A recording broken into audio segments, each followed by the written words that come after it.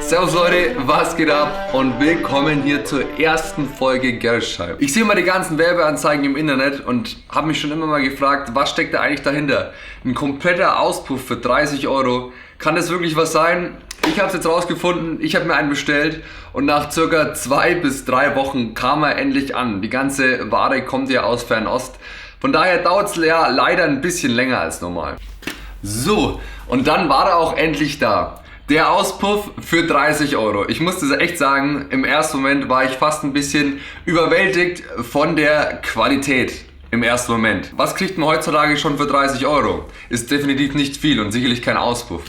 Von daher, erster Eindruck ist wirklich top. Konnte man wirklich nicht meckern. Der erste Nachteil, den wir sofort erkannt haben, wie kriege ich den Auspuff jetzt überhaupt an mein Motorrad?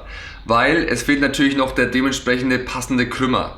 Der wurde natürlich nicht mitgeliefert, weil der ganze Auspuff ja natürlich ein mehr oder weniger Universalauspuff ist, der natürlich für viele Bikes passen sollte. Ich dachte eigentlich, ich kann den auf meinen originalen SC Project Krümmer drauf montieren, aber das hat leider alles nicht so geklappt, wie ich mir das vorgestellt habe. Deshalb hat mir Reifenkiller da ein bisschen um die Arme gegriffen und hat mir den kompletten Krümmer geschweißt. Und da muss ich auch gleich dazu sagen, der Auspuff ist natürlich nicht für die Straße gemacht. Er hat keine ABE, er hat eigentlich so gut wie gar nichts. Es ist einfach nur mehr oder weniger ein Rohr mit ein bisschen Dämpfung. Sprich, ihr könnt ihn nicht im öffentlichen Straßenverkehr fahren, der ist nur für die Rennstrecke. So, und da ist das gute Stück. Wir haben uns da eigentlich schon ziemlich viel Mühe gegeben. Ich kann vielleicht auch mal ein paar Bilder einblenden, wie wir den gefertigt haben, beziehungsweise Reifenkiller. Der hat es da ziemlich drauf und so hatten wir dann auch eine Lösung für unser Problem. Ich kann mir gut vorstellen, dass es für andere Leute schon ein größeres bzw. ein kostspieligeres Problem sein könnte. So, und jetzt schauen wir einfach mal hinter zum Motorrad und schauen mal, wie einfach es ist, den zu montieren. So, ich hätte gesagt, wir fangen einfach mal an. Ganz easy. Ist ja Plug and Play jetzt mit unserem selber... Oh Gott, ich muss da... Krümmer, den wir selber angefertigt haben. Oh fuck. So, ist jetzt im Grunde Plug and Play. Wir haben jetzt quasi schon den Krümmer vorbereitet, war das A und O. Und jetzt heißt es nur noch den alten runter und den neuen drauf. So. Alter runter. Übrigens, Used Look könnt ihr bei mir bekommen.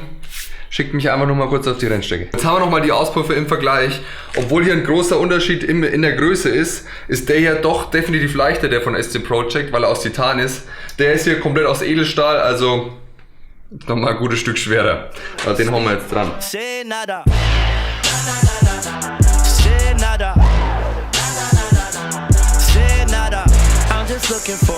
So, die Haltung brauchen wir jetzt eigentlich nicht.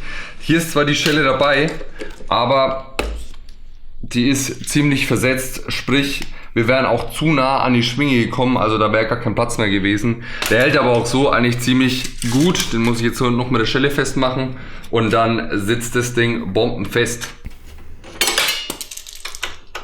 Professionell. Und schon steht das gute Stück. Jetzt gibt es erstmal einen kleinen Soundcheck.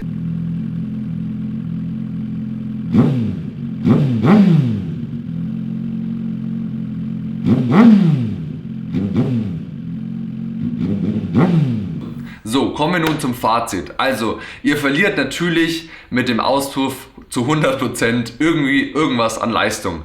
Wir können sicherlich bestimmt nochmal in der Zukunft was mit dem Leistungsprüfstand machen, um das genau nachzuerforschen. Aber es ist ja wirklich immer so, der Auspuff ist nicht abgestimmt auf die Maschine, sprich Leistung verliert ihr definitiv. Das Ganze ist eine reine Optikgeschichte und es ist natürlich auch nur für den Rennstreckenbetrieb. Ihr dürft damit nicht auf der öffentlichen Straße fahren. Also ihr müsst es natürlich abwägen. 30 Euro ist natürlich echt verlockend für so einen Auspuff, aber der Krümmer ist einfach nicht dabei. Sprich, ihr müsst euch immer irgendwie darum kümmern, wie ihr an so einen Krümmer reinkommt.